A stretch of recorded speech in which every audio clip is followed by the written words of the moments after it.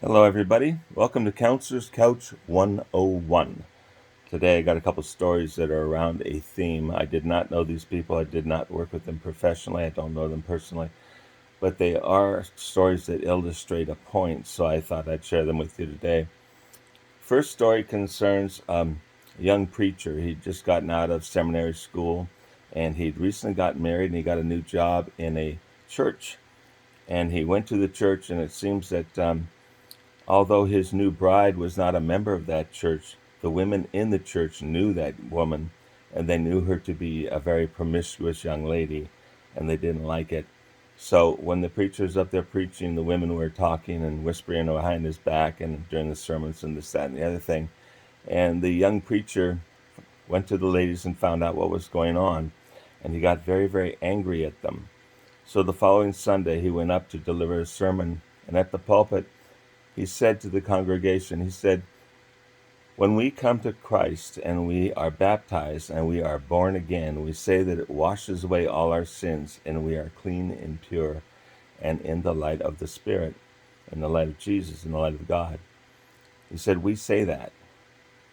Now, do we believe it or not? Well, the ladies realized that he was talking about their bad behavior and they felt ashamed. And they warmed up to the young bride and they welcomed her into the congregation, and things turned out all right. As they say, they live happily ever after. So that's one story. Another story concerns a friend of mine, a very good family friend of mine. She went to Hawaii on a vacation with her husband, and she went on one of those package tours. And as they got on the plane at LAX in Los Angeles, they met some of the other people who were on that same tour. And they met this young couple, and they became friendly with them. They were talking to them back and forth all the way across the ocean to Hawaii. When they got to Hawaii, they were booked in the same hotel. And because my friend and her husband were kind of tired out from the travel, they dressed for the pool and went down to sit out on the lounges and stuff, just to, you know, take it easy for a bit, soak up some sunshine, and regroup their strength. Well, the young man that they had met in the airplane came down, and he was dressed for the pool, and he sat down next to them, and they were talking. And my friend said to him, where's your girlfriend? And he said, well, she's back up in the room. She's changing for the pool, and I thought I'd give her a little privacy, you know, so that she could do what she needs to do and come out and feel comfortable. When that young lady came out, she was dressed in a bikini, and it turns out that her body was covered in tattoos. Now, apparently, this young man, he had met her in a church, and he was thinking of going to marry her. And apparently, he had come to Hawaii to propose to her. He had never slept with her before. They had never traveled together before. I don't think he was there to have premarital relations with her, but he was there to propose to her and bring her into his life. Now, when they all saw the tattoos, my friend was exuberant, and she started asking the lady about the tattoos. The young woman said that when she was a she was a teenager, late teens, she was involved in a motorcycle gang, a branch of the Hells Angels. And to be a member of that sort of a group, you had to have physical relations with all the members of that group in order to be allowed in. Also, they would tattoo their women as though they were branding them, putting their mark on them.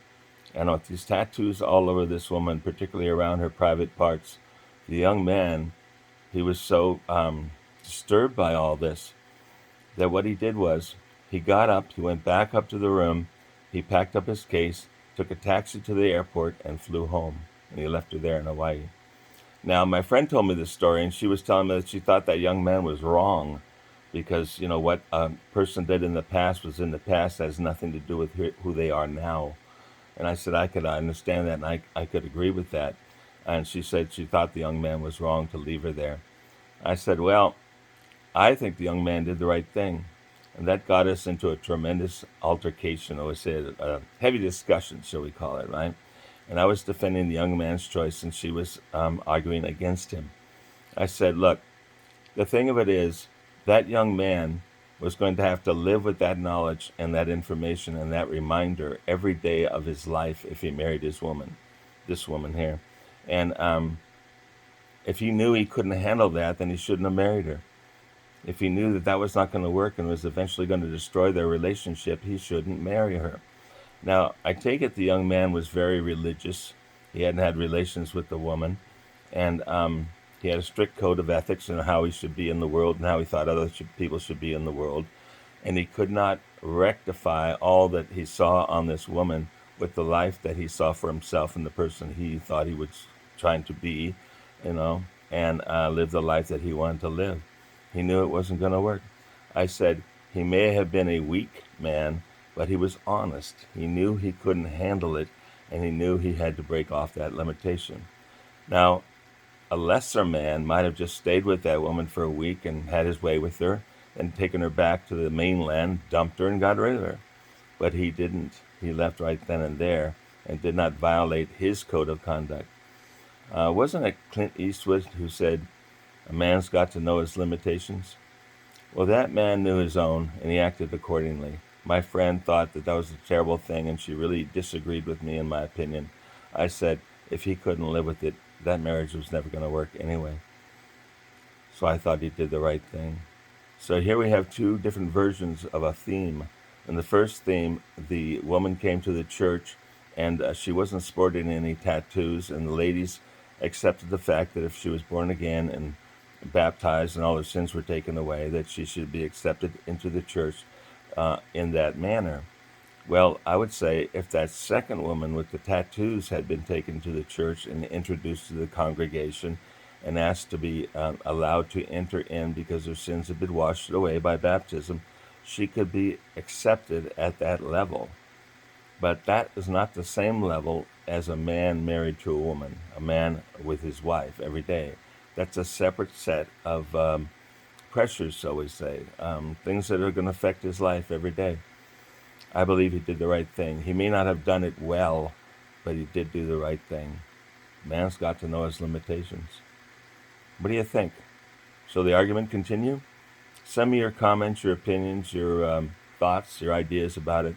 You can send it to counselorscouch101 at mail.com.